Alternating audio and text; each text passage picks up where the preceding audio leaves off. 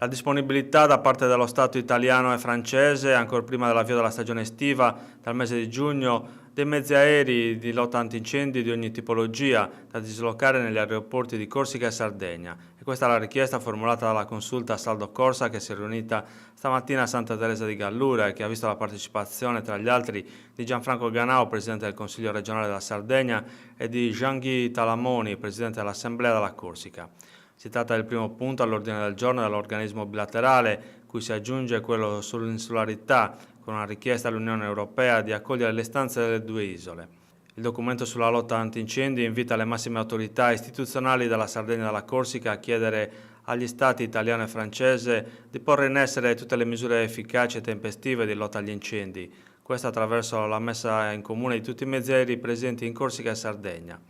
Inoltre le due regioni devono essere inserite nella cooperazione franco-italiana in materia di lotta agli incendi forestali. Nel rinnovo del contratto per gli elicotteri in convenzione con la Sardegna deve essere inoltre inclusa una clausola che prevede la possibilità del loro utilizzo in caso di necessità sul territorio corso.